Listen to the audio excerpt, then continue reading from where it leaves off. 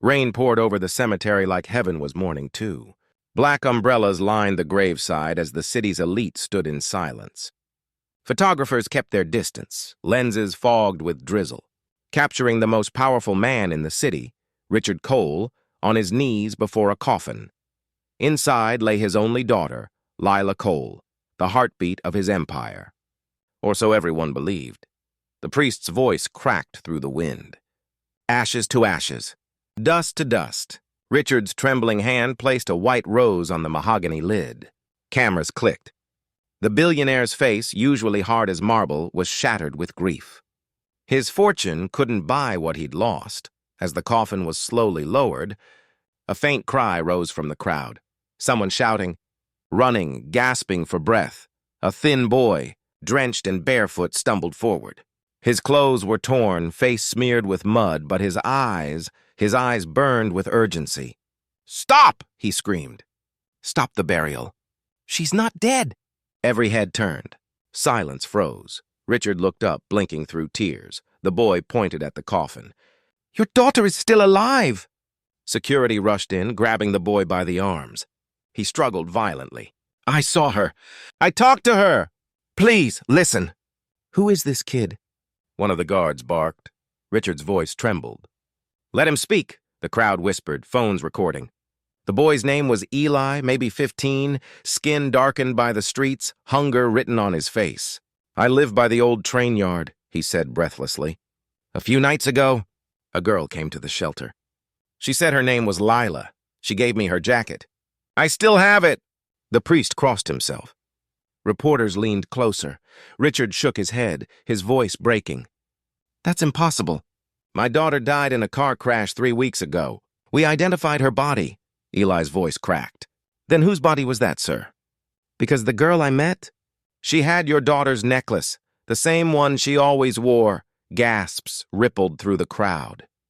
The police dragged Eli aside as Richard stood frozen, the world spinning around him. That necklace, the one Eli mentioned, had been custom-made. A small golden locket engraved with a date only Lila and he knew. Impossible. And yet, his assistant leaned in, whispering nervously, "Sir, this could be a scam. We can't let this ruin your reputation." But Richard couldn't focus. All he could see was that boy's face, honest, trembling, desperate. He walked toward Eli, ignoring the murmurs. "If what you're saying is true," Richard asked softly, "where is she?" Eli looked up, tears mixing with rain. "I don't know. She ran when the black car came. But she told me something before she left." Richard's heart pounded. "What did she say?" Eli whispered. "She said, 'If anything happens, tell my father I'm sorry for what I found.'" The words hit Richard like a bullet. "Sorry for what I found?" He looked toward the coffin, unease crawling through him. "What if—" "Open it," he ordered suddenly. The funeral director gasped. "Sir, that's against protocol. Open it!" Richard roared. The lid creaked. Gasps filled the cemetery. Inside lay the pale body of a woman, but her features under closer light looked strangely different. The cheekbones sharper, the hair length uneven. Richard staggered back. "That's not her." Reporters surged forward. Police shouted to control the scene. Eli cried out, "I told you! She's alive!" By evening, chaos had swept through the media. Billionaire's daughter's body missing? Headlines screamed. Richard ordered a private investigation, but the morgue records were missing. The DNA report deleted. Even the surveillance footage from the crash site was accidentally lost.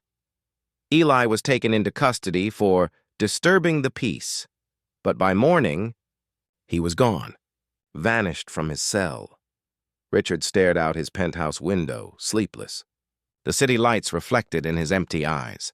Somewhere out there, a truth was hiding, one that could destroy everything he built. And as thunder rolled over the skyline, a single envelope slid under his door.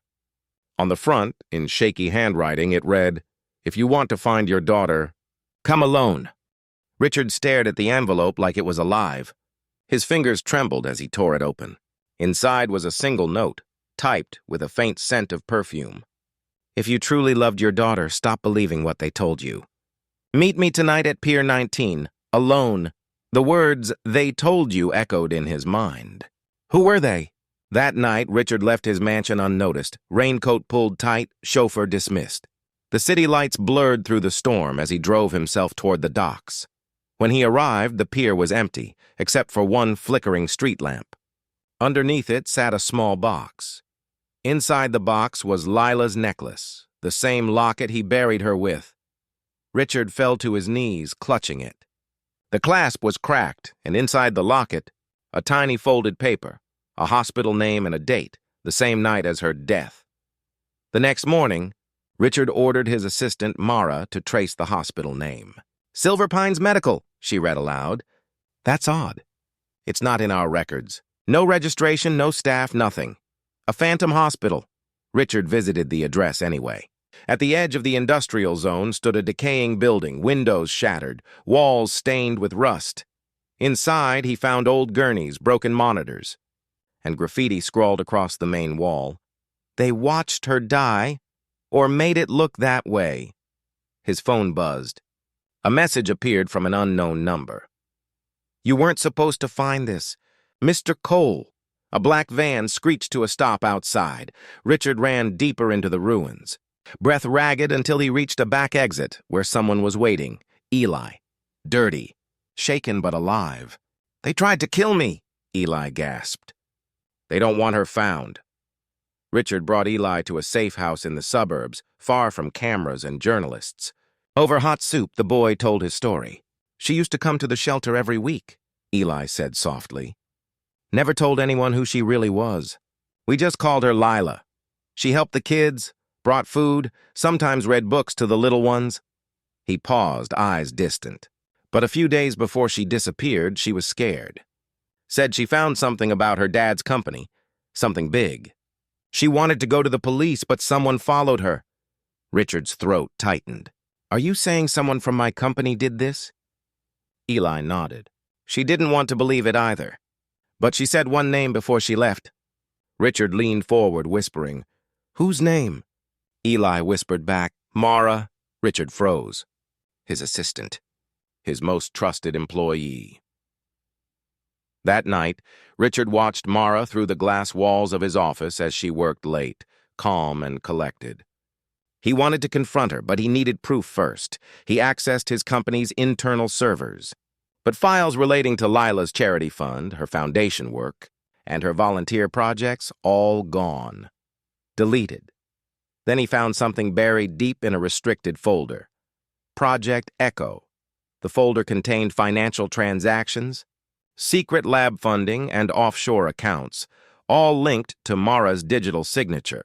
But the most shocking document was a scanned ID photo of Lila, dated 2 days after her supposed death. Richard's breath caught. She was alive. He called Eli immediately. "We have to find where she was hiding." Eli hesitated. "She told me once, if anything happens, find the light under the bridge." "I never knew what it meant," Richard whispered. "I think I do." Midnight. Richard and Eli drove to the old suspension bridge that connected the city to the industrial zone. Below it, the river roared, black and endless. Under the bridge, they found an old service tunnel sealed with chains. A faint light flickered inside, like a candle fighting the dark. They broke the lock and stepped in. The tunnel walls were lined with photographs, Lila feeding the homeless, helping in shelters, smiling among the forgotten. Notes covered the walls, written in her handwriting. "They're hurting people. It's not charity, it's control. If I disappear, tell him the truth." Richard's heart shattered. He fell to his knees, whispering her name. Suddenly, a shadow moved at the tunnel's far end. Eli grabbed his arm. "Someone's here." A flashlight beam cut through the darkness, aimed directly at them. "Mr. Cole," a cold voice echoed, "you should have left this alone." The beam of the flashlight blinded them. Richard shielded Eli as the voice came closer. "Step away from the wall, Mr. Cole." It was Mara.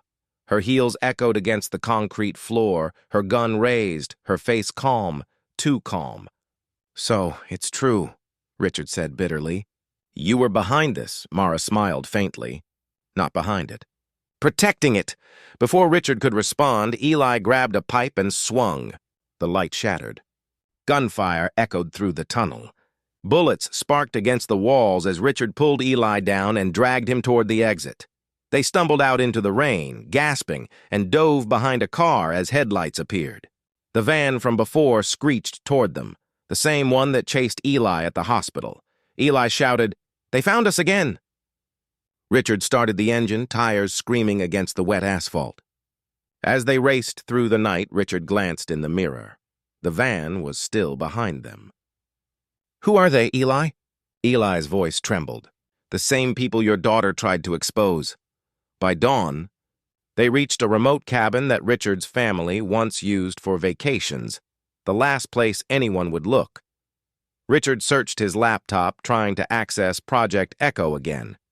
But his corporate network denied access. He was locked out of his own system. Eli looked through Lila's photos pinned to the wall. "She cared about people like us," he said softly. "She said your company was hiding something. Something about how they got their money." Richard frowned. "We build technology. We don't hurt people." Eli slid a dusty file across the table. "Then what's this?" Inside were medical records, test subjects, mostly from poor neighborhoods. Experiments labeled Echo 7 and Echo 8, all signed under Coal Industries. Richard's hands shook. He read Lila's last note at the bottom. "Dad, if you see this, don't hate me. Just help them." Eli rummaged through the bag he had taken from the shelter and pulled out a small USB drive, the one Lila had given him before she disappeared. Richard plugged it in. A video loaded. Lila appeared on the screen, sitting in a dimly lit room, eyes red from crying. "If you're watching this, it means they found out what I know. Dad, your company's charity program isn't real. It's a front to test neural tech on poor kids. Brainwave mapping for profit. They said it would help humanity. But it's hurting people. And they'll kill me if I talk." Richard's throat went dry. His own daughter was exposing his empire. "I'm sorry, Dad. I wanted to believe you didn't know. Maybe you still don't, but I can't let them keep doing this." The video cut off. Eli whispered, "She wasn't just saving lives. She was risking hers." Richard's world collapsed. The empire he'd built on success was built on suffering. Richard made a choice. He would find Lila, no matter the cost. He called Mara, pretending to surrender. "You win," he said. "I'll stop searching. Just tell me where she is, and I'll disappear quietly." There was silence. Then Mara's voice. "Pier 19, tonight, alone. The same place where it all began." Eli begged him not to go. "It's a trap." "You know it," Richard nodded. "Yes, but sometimes the only way to find hope is to walk through the fire." That night he drove to the pier, hidden camera recording everything. The waves crashed violently against the docks. A car's headlights appeared. Mara stepped out, holding something, a phone, with a video playing. It was Lila, alive, bound to a chair, whispering through tears, "Dad, don't trust them." The video froze. Mara smiled. "You want her alive? Then sign over Coal Industries." Richard's pulse pounded. All his wealth, his empire, his reputation, for one thing, his daughter's life. "You'd destroy everything I built," he said quietly. Mara stepped closer. "You didn't build it, Richard." "She did, by uncovering your sins." Eli, hiding nearby, watched the exchange, tears in his eyes. Richard looked down at the contract Mara handed him. Digital, encrypted, irreversible. One signature and the empire would belong to her. He hesitated only a moment before pressing his thumb to the scanner. "Take it," he said. "Just let her live," Mara smirked. "Good choice." "Too bad it's too late." Gunfire erupted from the shadows. Eli screamed, "Mr. Cole!" Richard turned just in time to see Mara's men closing in, and a flash of movement from behind the crates. A familiar voice shouted, "Dad!"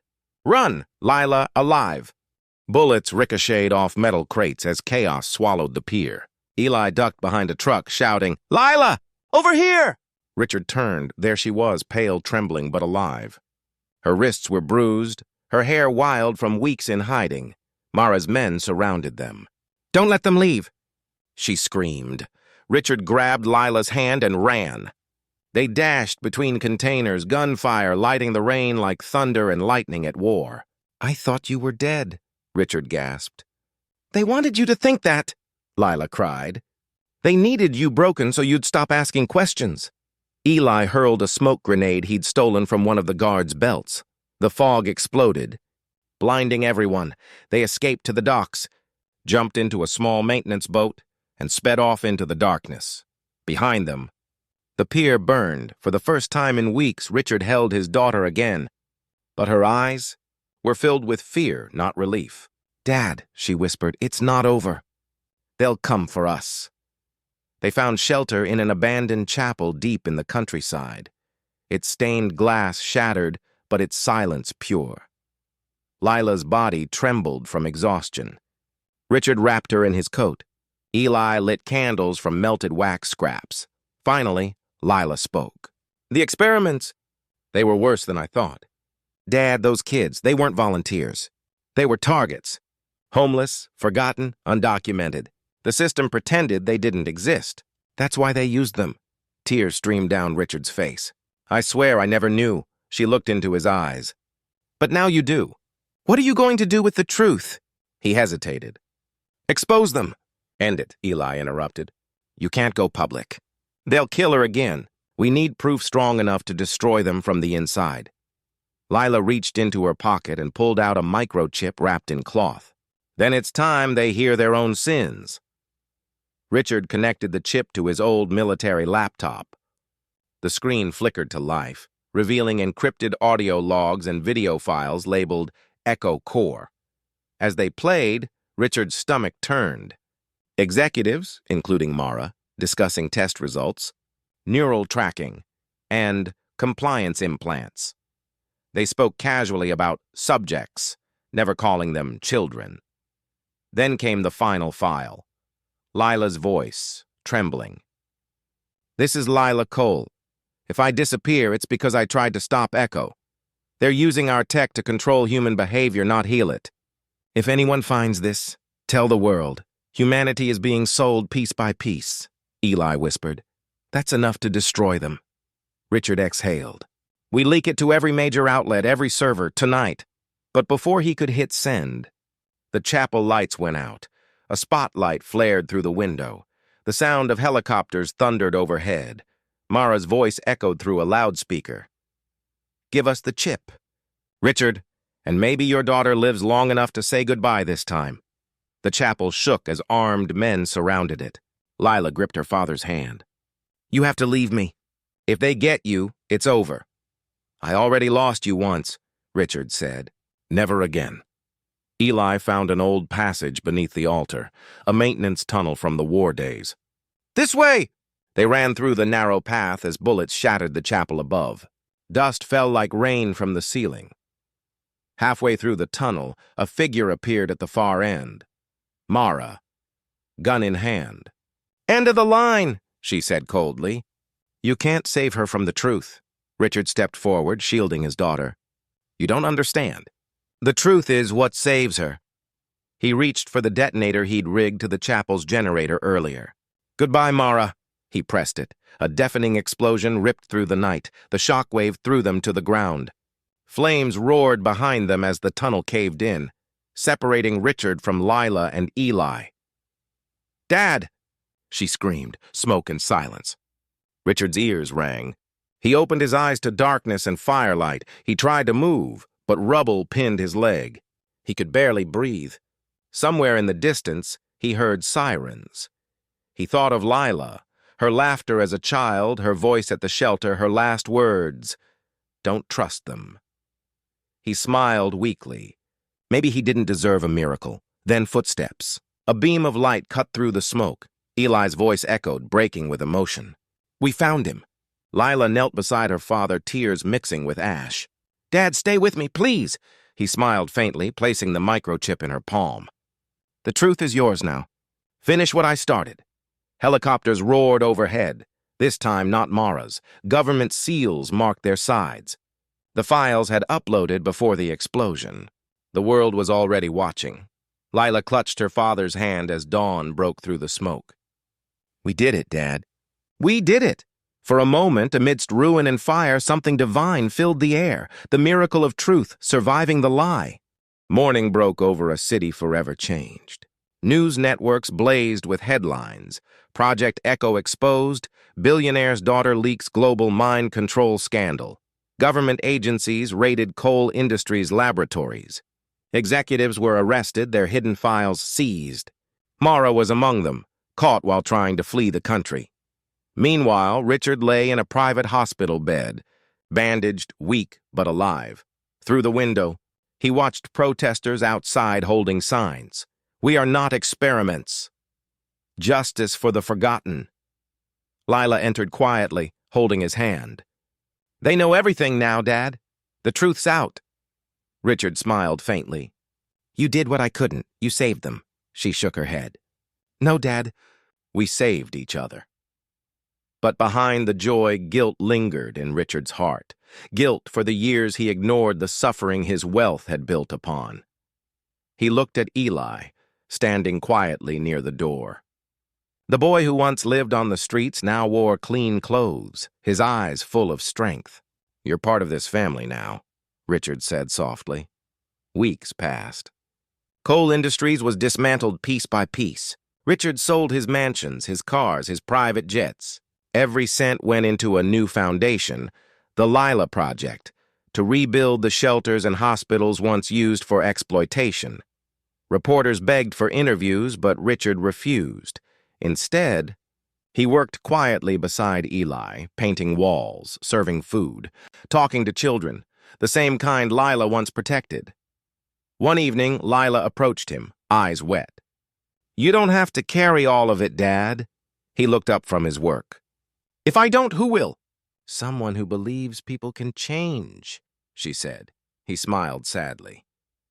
"Then maybe you're that someone." They embraced, father and daughter, no longer billionaire and heiress, but two souls rebuilding from ashes. Yet as night fell, Lila's expression turned serious. "Dad, there's something you need to see." Lila placed an envelope on the table, scorched at the edges, found among the wreckage of the chapel. Inside was a flash drive. They plugged it into the laptop.